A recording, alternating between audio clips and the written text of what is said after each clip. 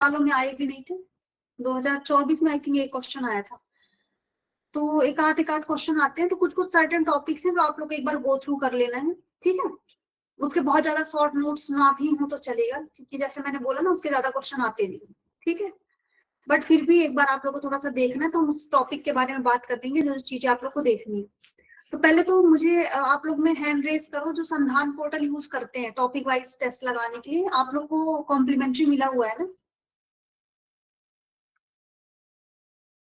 वो सभी लोग हैंड रेस करें जो लगाते हो, अभी रिसेंट पे लगा रहे हो या इससे पहले भी लगाया हो जिन्होंने। ठीक है, आशीष, वरना, आकाश, वो लगभग कहाँ लोग। पे मिलेगा संविधान का मैम? वो तो आपके डैशबोर्ड में ही होता है, उसमें रहता है, संधान लिखा हुआ है। उस पे आप जाओगे तो क्रिएट योर पर्सनलाइज टेस्ट करके आएगा।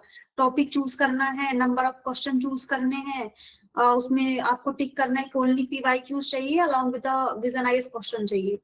तो उस पे आपका एक टेस्ट क्रिएट हो जाएगा, टाइमर लग जाएगा, एंड आपको उस पे वो कर लेना है, अपना टेस्ट अटेम्प्ट कर लेना है उस सर्टेन टाइम पे। और ये तो आपको स्टार्टिंग से मिला हुआ है, जब आपने लक्ष्य ज्वाइन किया होगा तब। एक्चुअली मैं ऐप खोल के कभी देखा नहीं। अब बताओ, तो फिर आप आंसर राइटिंग वगैरह कैसे ज्वाइन कर रहे हो?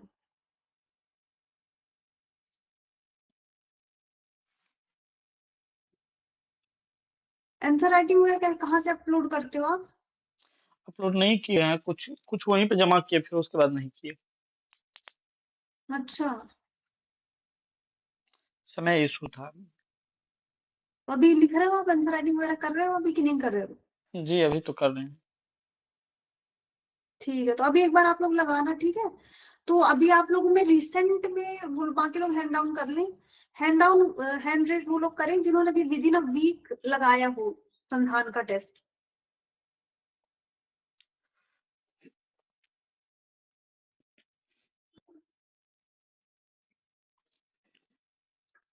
विद इन अ वीक जिन्होंने लगाया हो, ठीक है। सुनील ने लगाया है, आनंद ने लगाया है, ठीक है। तो आनंद, आप बताना चाहोगे कुछ नई चीज दिखी आपको जब अभी अभी रिसेंट में आपने लगाया है तो?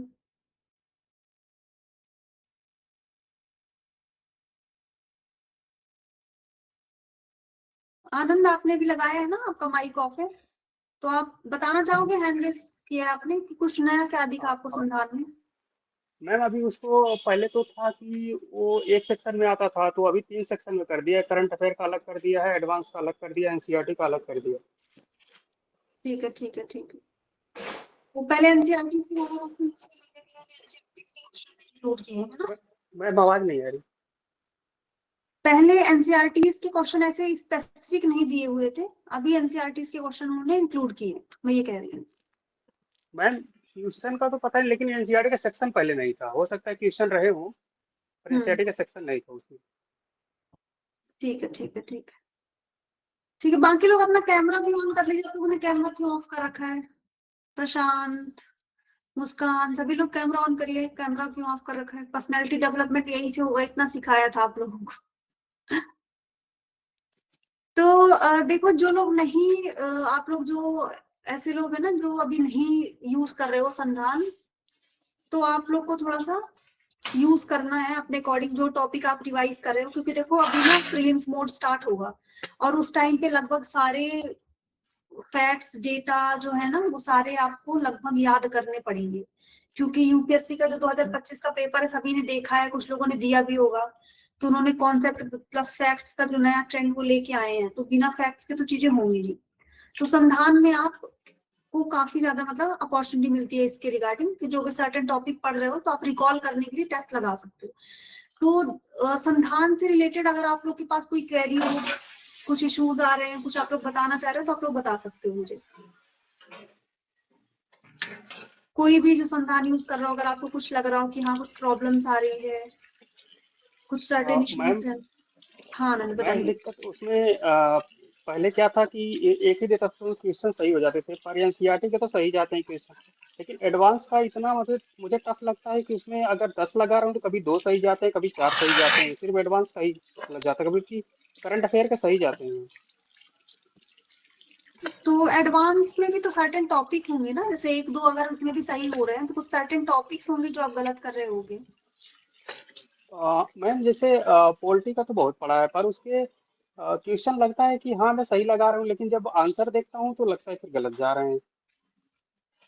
तो पॉलिटी में जो आप स्टैटिक बस पढ़ के उनके क्वेश्चन लगाते हो, कि स्टैटिक के साथ मंथली मैगजीन का जो पॉलिटी वाला पोर्शन होता है उसको भी पढ़ के फिर उसके टेस्ट लगाते हो? मैम एडवांस में तो करंट नहीं देता ना उसको। बिल्कुल भी करंट नहीं देता, थोड़ा बहुत तो ऐड करता होगा ना, पूरा प्योर एडवांस का स्टैटिक।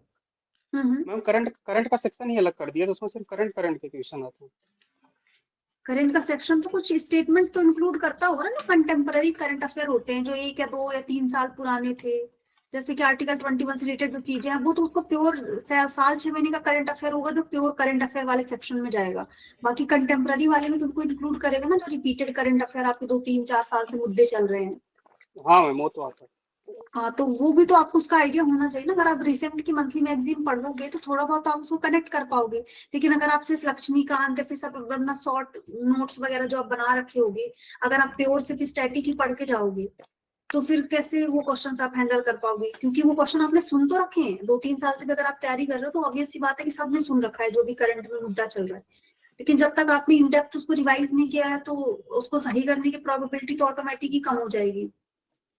ठीक है मैम, मैं ट्राई। ठीक है, तो एक बार इसको थोड़ा सा ट्राई करना। और भी किसी को संविधान से रिलेटेड कोई इशू हो तो बताओ, नहीं तो फिर हम लोग मेन जो हमारा टॉपिक है वर्ल्ड हिस्ट्री और पोस्ट इंडिपेंडेंस की बात करेंगे। बताइए मैम रोहित, हमारे में हम एक एक करके सभी लोग हैंड रेस करें तो थोड़ा इजीली रहेगा। प्रशांत बताओ क्या बोल रहे हो आप?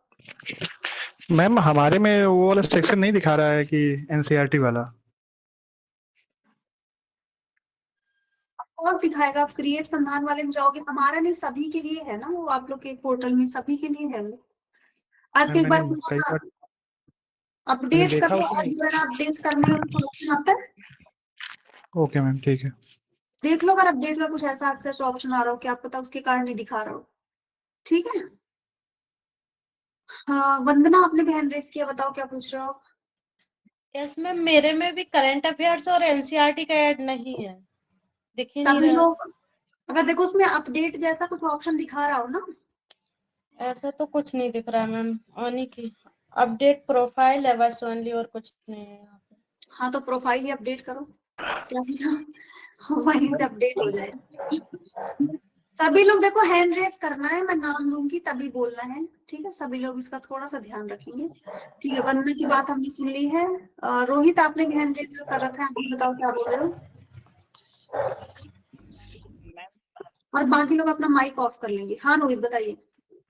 मैं यूज ने मतलब संधान नहीं किया हूँ, मतलब शुरू से ही मतलब नहीं किया, मतलब उसको करने का सही तरीका क्या है? मतलब पहले नोट्स पढ़ के मतलब संधान लगाने हाँ का। हाँ बिल्कुल, वो रिवीजन का ही तो बताया था, वो यूटिलाइज करना है उसको बस। आप रिवाइज करो, सर्टेन टॉपिक फंडामेंटल राइट्स ही कर लो रिवाइज, और रिवाइज करने के बाद जाके उसका क्वेश्चन लगाओ तो आपको आइडिया लग जाएगा कि सही है कि गलत है, कितना आपके कौन से टॉपिक सही हो रहे हैं कौन से गलत हो रहे हैं, इसी के लिए तो है वो। ऐसे तो यूटिलाइज करना है उसको। मतलब दोबारा से फिर वो क्वेश्चन फिर से लगा सकते हैं, ऐसा ऑप्शन उसमें मिलेगा ताकि नहीं आप दोबारा लगा सकते हो, अनलिमिटेड टाइम लगा सकते हो उसमें, ऐसा नहीं है कि एक टेस्ट बना लिया एक क्रिएट कर लिया फिर नहीं लगा सकते, आराम से लगा सकते हो, कोई दिक्कत नहीं। मैम अपडेट करने के बाद होगा यार, जिसको करना हो तो कर सकते हैं यहाँ पे। हाँ तो इसीलिए मैंने बोला सभी लोग अपडेट करें। वेरी गुड, वंदना ने अपडेट करके बता भी दिया। ठीक है, हरिओम, आपने भी हैंड रेस कर रखा था, आप बताओ क्या पूछ रहे थे आप?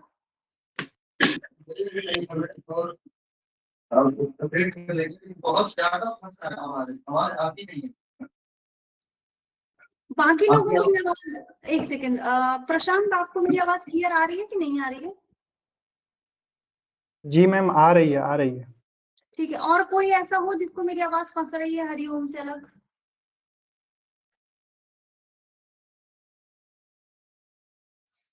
कोई भी, अगर किसी को मेरी आवाज फंस रही है तो एक बार आप बता सकते हो। मैम अभी क्लियर आ रही है, जब बोल रहे थे वो तो थोड़ा फंस रही थी, अभी तो क्लियर है। ठीक है, तो हरिओम देख लो, थोड़ा सा हो सकता है आपके उधर भी नेटवर्क प्रॉब्लम हो, अगर वापस से आवाज फंसती है तो फिर आप मुझे बताना। ठीक है, अभी तो आई थिंक क्लियर आ रही होगी। ठीक है, ओके ओके हरिओम, ठीक है। ठीक है, तो हम टॉपिक पे चलते हैं। आप में से और भी कोई है संधान से रिलेटेड जिनको कुछ इशू हो, जो कोई पूछना चाह रहा हो? बाकी अपडेट कर लेना है, ठीक है। प्रशांत बताओ, आप कुछ पूछ रहे हो?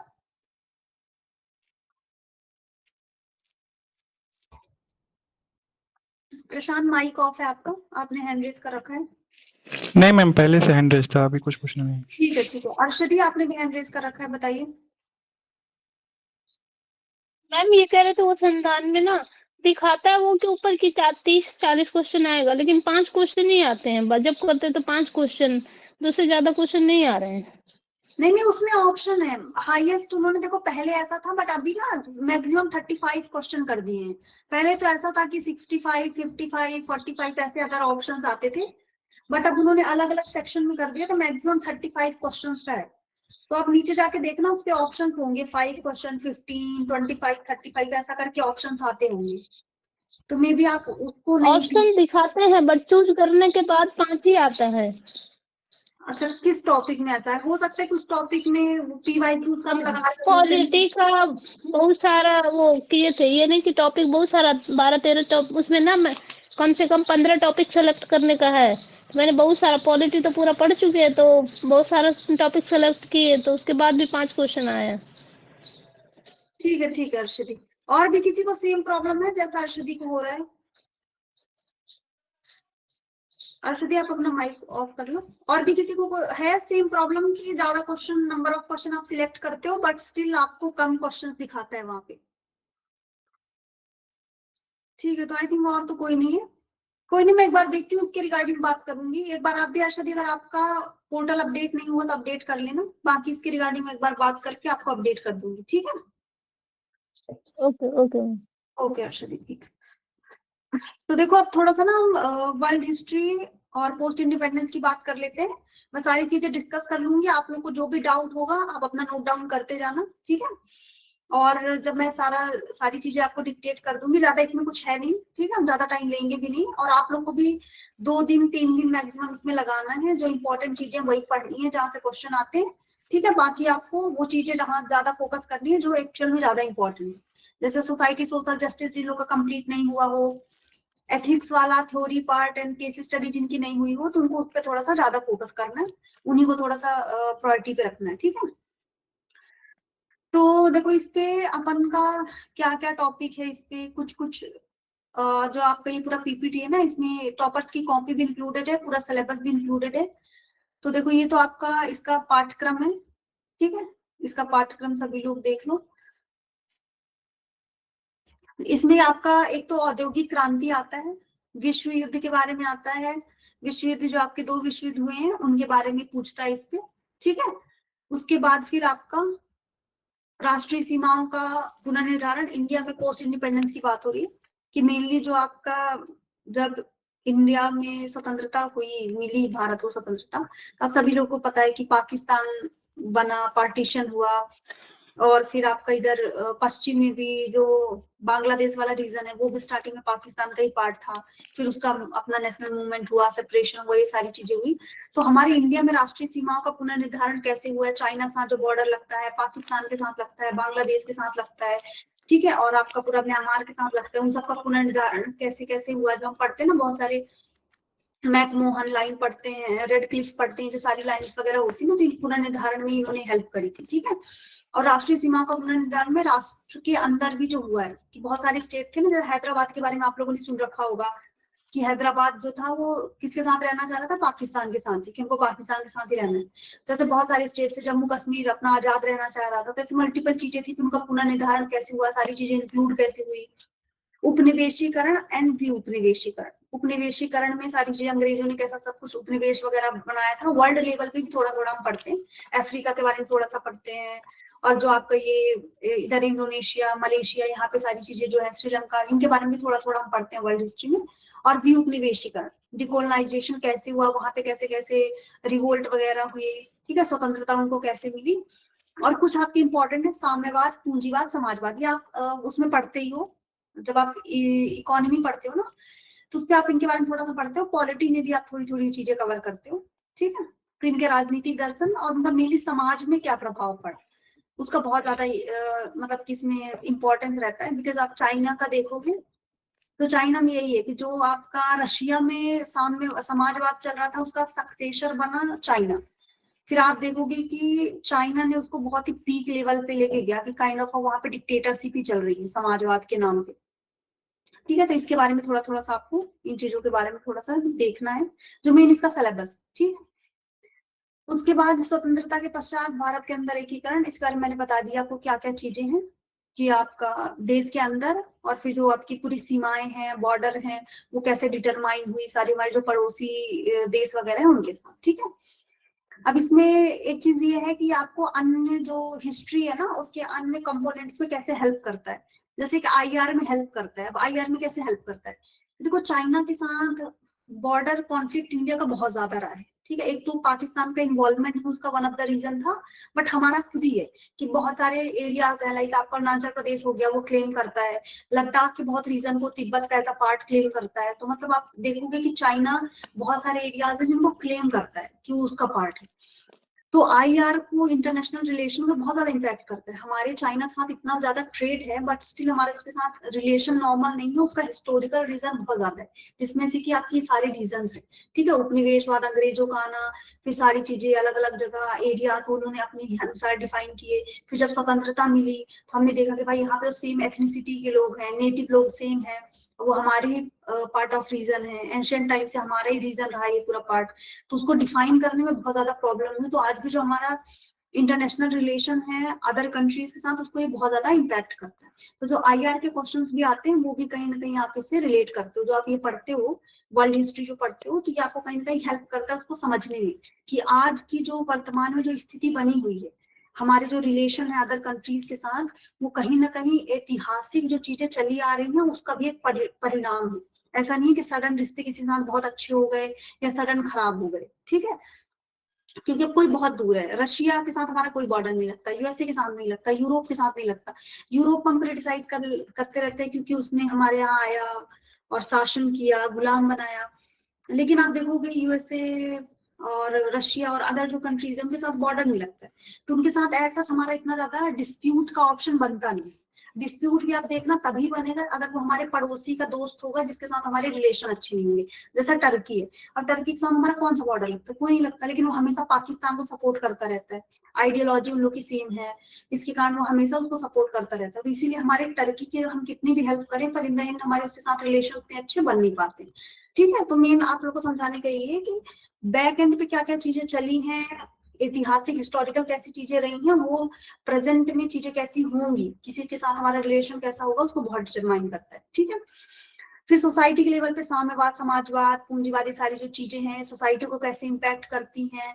ठीक है, तो ये आप थोड़ा थोड़ा सोसाइटी में भी पढ़ोगे और इकोनॉमी में पढ़ोगे, इसमें भी हेल्प करता है। ऐसे में अगेन ये हेल्प करता है, ऐसे में समाजवाद, पूंजीवाद, साम्यवाद से रिलेटेड अगर कोई टॉपिक आता है या फिर आईआर से रिलेटेड टॉपिक आता है तो उसमें भी आपको हिस्ट्री हेल्प करती है एक अंडरस्टैंडिंग बनाने में। जो हम एग्जाम्पल्स ऐड करते हैं ना कि प्राचीन काल के ऐड कर दिए, फिर मध्यकाल के ऐड कर दिए, वर्तमान के ऐड कर दिए, और जो मल्टीपल हम थोड़े डाइवर्सिफाई करके एग्जाम्पल ऐड करते हैं कि किसी पर्टिकुलर किंग से ऐड कर दिए, फिर पर्टिकुलर रिलीजियस हम कोई इंपॉर्टेंट पर्सनैलिटी थी उसकी कर दिए, फिर सोशियो कोई इंपॉर्टेंट पर्सनैलिटी थी उसकी कर दिए। तो उस पर भी ऐसे में जो आप मल्टीपल एग्जाम्पल ऐड करते हैं वो भी कहीं ना कहीं यहाँ से कनेक्टेड होते हैं। एथिक्स में भी सेम, जैसे ऐसे का बताया, सोसाइटी का बताया, वैसे आप यूटिलाइज कर सकते हो। पॉलिटी में कॉन्स्टिट्यूशनल डेवलपमेंट में बहुत यूज करता है।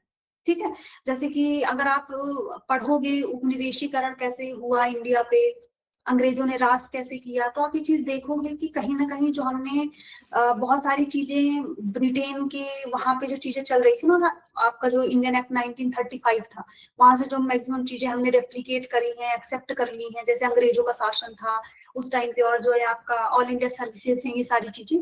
तो उसका रीजन भी यही था क्योंकि वहां पे लोग बहुत ज्यादा इन सब चीजों से फैमिलियर हो चुके थे। अगर बिल्कुल ही नए तरीके का कोई शासन ला दिया जाता, पूरी ही सारी स्ट्रक्चर ही चेंज कर दिया जाता, तो लोगों को अडॉप्ट करने में और ज्यादा प्रॉब्लम होती।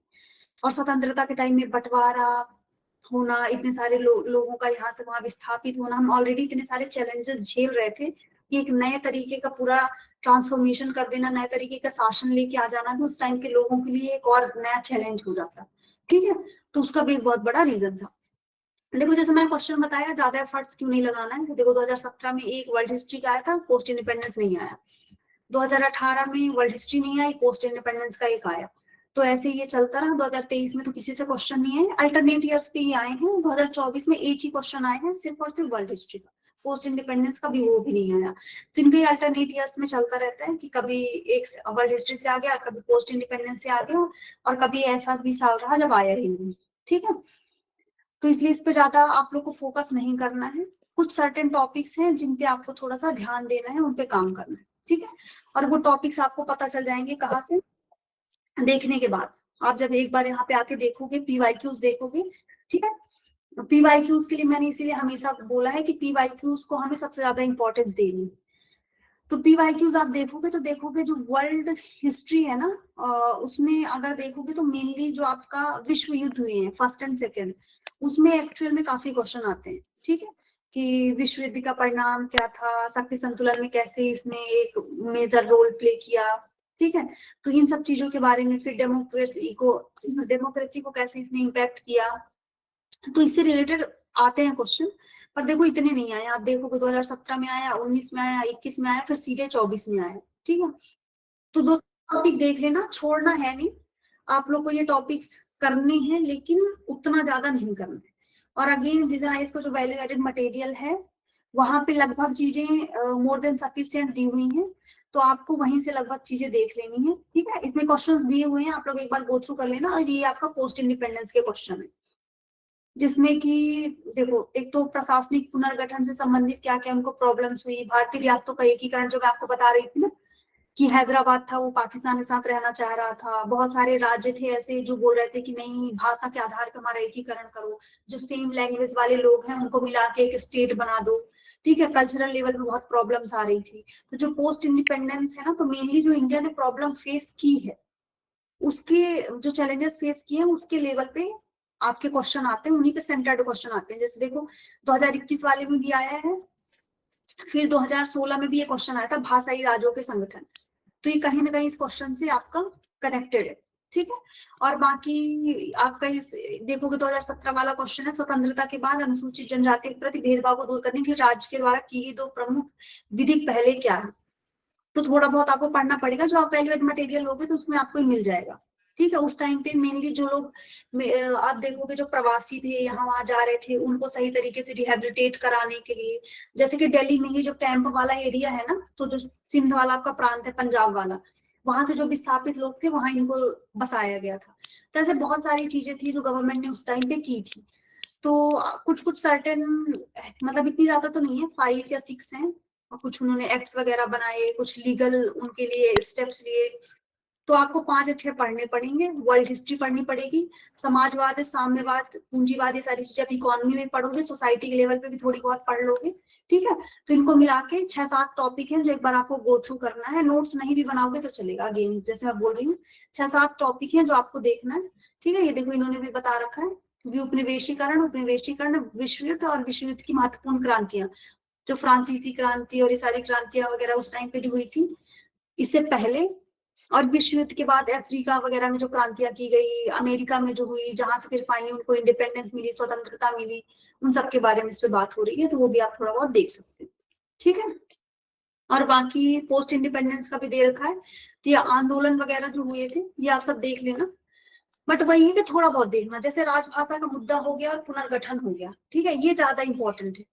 भूदान, चिपको आंदोलन, ये इन पे उतने कभी क्वेश्चन आए नहीं है। एक बार आप थीम पकड़ लेना, लीडर कौन था, हुआ कहाँ था, क्या था, तो आप उसका ठीक ठाक आंसर लिख लोगे। इसमें मेन है राज्य का एकीकरण, राजभाषा का मुद्दा, उसका पुनर्गठन, क्योंकि इस पे आपने देखा ना, मैंने 3-4 क्वेश्चन आपको दिखाए 2017 में, 19 पे, 21 पे से रिलेटेड काफी क्वेश्चन आए हैं। ठीक है, तो आपको थोड़ा सा पीवाईक्यूज देके प्रायोरिटाइज करना है, क्योंकि इस पे हमको ज्यादा एफर्ट एंड टाइम लगाना नहीं। ठीक है, तो ये देखो आपके लिए रिसोर्सेज भी लिखे हुए हैं कि इनमें आप क्या क्या रिसोर्सेज यूटिलाइज कर सकते हो अगर इसके लेवल पे आपको करना है। तो विजनाइज का वैल्यू एडेड मटेरियल सबसे बेस्ट, आपको वो आराम से मिल जाएगा, बहुत ही कंसाइज वे में चीजें दी हुई हैं। और जो पीवाईक्यूज है ना, उन्हीं के ट्रेंड पे बनाया गया है, अननेसेसरी टॉपिक्स इंक्लूड नहीं किए गए, इतना ज्यादा हैवी मटेरियल है भी नहीं, इसीलिए जो पीवाईक्यूज का ट्रेंड है, जो यूपीएससी क्वेश्चन पूछ रहा है ना, उसी के रिगार्डिंग इस पे सारी चीजें इंक्लूड की गई हैं। ठीक है, तो एक बार आप इनको देख सकते हो, ये आपको हेल्प कर देगा। ठीक है, अब आप लोग मुझे बताओ इससे रिलेटेड क्या क्वेरीज है। बाकी में टॉपर्स की कॉपी वगैरह है कि इंट्रोडक्शन कैसे उन लोगों ने लिखा है, तो आप देख लेना, सेम है जो जीएस में हम लिखते हैं हिस्ट्री में, वो सेम ही है, उसमें ऐसा इतना इतना यूज कुछ है नहीं। ठीक है, तो अभी मुझे बताओ, आप लोग हैंड रेस करिए, और जिनके पास डाउट्स हो इससे लेके, जिनके पास क्वेरीज हो, जो भी मैंने भी सारी चीजें बताई, तो उससे रिलेटेड आप मेरे से क्वेश्चंस पूछ सकते हो। बताओ। रोहित, आपने हैंड रेस कर रखा था ना, मैं बता रही थी, आप क्या पूछ रहे थे बताओ।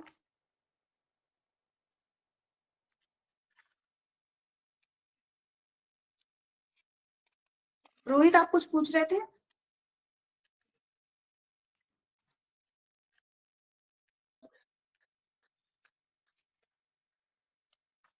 आप लोगों को आवाज आ रही है मेरी? आप लोग ऐसे शांत हैं कि मुझे समझ में नहीं आ रहा है कि मैं खुद से ही बात कर रही हूँ कि आप लोग। यस मैम, आ रही है आवाज। यस मैम, आवाज आ रही। तो मैं कथा नहीं सुना रही हूँ कि लास्ट में स्वाहा बोल रहे हैं। सुन रहे हैं। ठीक है, तो अभी जो मैंने सारी चीजें बताई है, किसी को कोई कंफ्यूजन, कोई ऐसा हो जिसने कभी वर्ल्ड हिस्ट्री पढ़ी ना हो, पोस्ट इंडिपेंडेंस पढ़ा ही ना हो, मैंने जो जो बताया, किसी को ऐसा हो कोई की समझ ही नहीं आया कि मैम ये क्या क्या चीजें, मुद्दे हमने पढ़े ही नहीं है कभी, तो बताइए आप में से किसी कोई क्वेरी हो तो।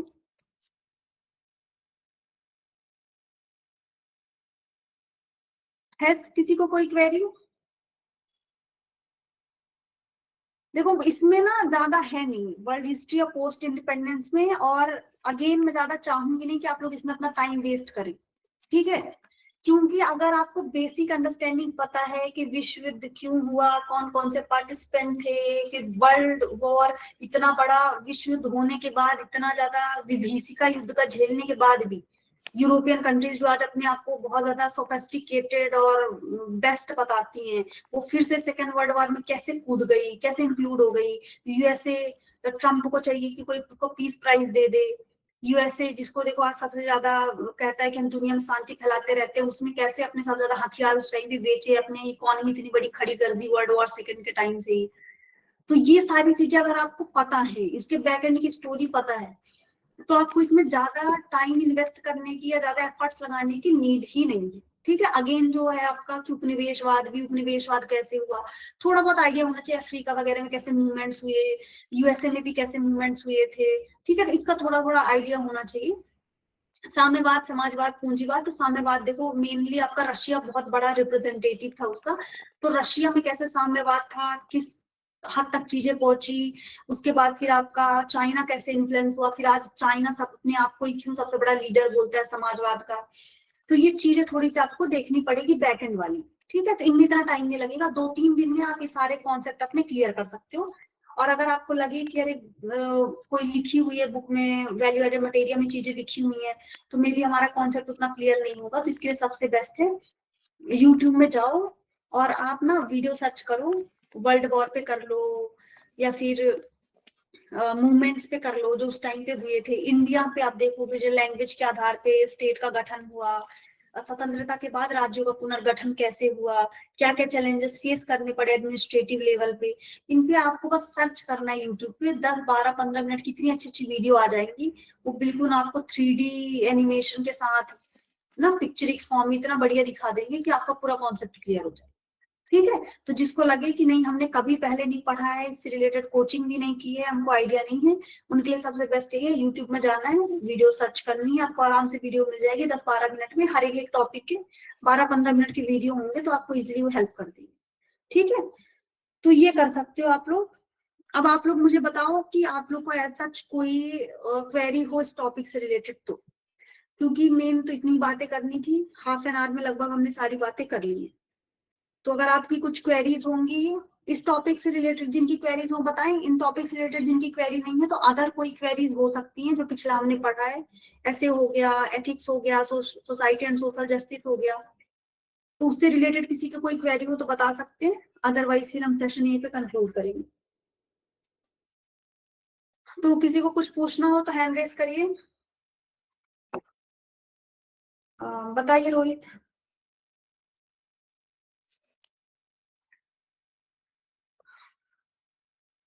रोहित आपने हैंड रेस किया था, कुछ पूछना चाह रहे हो आप? ठीक है, प्रशांत आप बताओ। मैम हिंदी साहित्य के लिए आपने बोला था क्लास लेने के लिए, एक क्लास ली थी आपने, फिर दोबारा देखो इतना अभी तो ऐसा टाइम ऐसा सच मिल नहीं रहा है, और वैसे भी मैं ना कल से लीव पे जा रही हूँ। कल से मैं 4 दिन के लीव पे रहूंगी, तो अभी तो पॉसिबल है नहीं। एक बार मैं आ जाऊं वापस लीव से, उसके बाद देखते हैं, एक आध सेशन रख लेंगे। कुछ प्रोग्रेस हुआ है आप लोग का हिंदी लिटरेचर के लेवल पे? कहाँ तक पहुंचे हो आप लोग? मैम आपने नोट्स बोला था भेजने, मैंने नाटक का और हिंदी का और कहानी का मैंने बना लिया था नोट्स, आपको दिखाया भी था, लेके ऑफिस में आपको आया था। वो भक्ति काल का थोड़ा प्रॉब्लम हो रहा है बनाने में, ऐसे समझ में नहीं आ रहा है क्या करें उसमें। भक्ति काल का तो मैंने चीज भेजा था, कबीर का भी भेजा था, और लैंग्वेज भाषा खंड का भी एक भेजा था, अभ्रंश वाला। मैम ग्रुप में भेजा था आपने? हाँ, टेलीग्राम ग्रुप में कल ही शाम को भेजा है मैंने। अच्छा अच्छा, ठीक है ठीक, मैंने चेक नहीं किया। हाँ, तो वहां से देख के वहां से हेल्प ले सकते हो आप। ठीक ma'am, thank you. Okay okay, बाकी मैं एक बार लीव से वापस आ जाऊंगी, उसके बाद फिर मैं एक सेशन रखूंगी हिंदी के ऊपर, ठीक है? ठीक है, बाकी लोग बताएं, और भी किसी को कोई क्वेरी हो तो। हिस्ट्री ऑप्शनल के लिए बोले तो मैम, हिस्ट्री ऑप्शनल के लिए क्या बोले थे? अगर कोई मतलब जो आंसर लिख रहा हूँ उनसे मतलब कॉपी एक्सचेंज करके मतलब चेक करवाने के लिए, मतलब मेरा चेक वो करते हुए हम उनका कर देंगे, ऐसा कुछ। तो मेरे तो आइडिया में तो कोई ऐसा है नहीं। आप लोग का ग्रुप बनाया हुआ है, तो आप लोग ग्रुप में ही आपस में देख लो ना, कोई हिस्ट्री वाला हो तो। और भी लोग हैं मुझे लगता है हिस्ट्री के, तो ग्रुप ग्रुप में में कोई और लोग, कुछ मैम। आप लोग ग्रुप में अगर कोई हिस्ट्री ऑप्शनल वाला हो तो रोहित के साथ आप कनेक्ट कर लो, और आप अपने ऑप्शनल के आंसर राइटिंग करो, रोहित करेंगे, तो आपस में आप लोग एक्सचेंज करके देख सकते हो। ठीक है, तो जो भी हो हिस्ट्री ऑप्शनल वाले तो एक बार देख लो, कनेक्ट कर लो। ठीक है, देखो अगर कोई कनेक्ट करता है तो, क्योंकि हिस्ट्री ऑप्शनल तो आई थिंक था ग्रुप में, कुछ लोगों का था।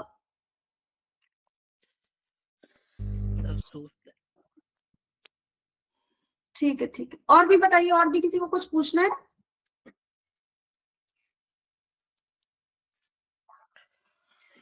ठीक है, तो आई थिंक अब आप लोग का कोई क्वेरी है नहीं। सतीश, आप कुछ पूछ रहे हो? नहीं मैम, मेरा है हिस्ट्री ऑप्शनल, ये बहुत बोला। तो फिर सतीश आप रोहित के साथ कनेक्ट करिए। मैंने देखा है कि आप लोगों ने अनऑफिशियल ग्रुप अपना इतना एक्साइटेड होके बनवाया था, उस पर रोहित ही कुछ पूछते रहते हैं, शेयर करते रहते हैं। आप लोग ऐसा लगता है कि बस देख रहे हैं, कोई ना कोई रिप्लाई करता, ना कोई उस पर कुछ करता, तो जो ठीक है मैम, मैं रिलेटेबल।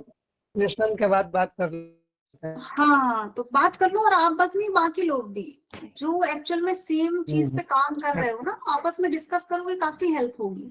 ठीक है, हाँ नहीं ठीक है मैम, मैं रोहित भाई को बोल देता हूँ कि सेशन के बाद वो मुझसे कर ले बात, कोई दिक्कत नहीं है। ठीक है ठीक है ठीक है। बाकी जो लक्ष्य IPM 17 जून वाले स्टूडेंट्स है ना, उनको मैं भी थोड़ी देर बाद, आप लोग अपना ईमेल चेक करना, आपको ना ऑल अनऑफिशियल जो ग्रुप है टेलीग्राम का, उसका लिंक आप लोग को आ जाएगा, तो उसके थ्रू आप ज्वाइन कर लेना। तो आप लोग अपने अपने ऑप्शनल के जो स्टूडेंट्स है उनसे कनेक्ट कर लेना, थोड़ा सा बात कर लेना।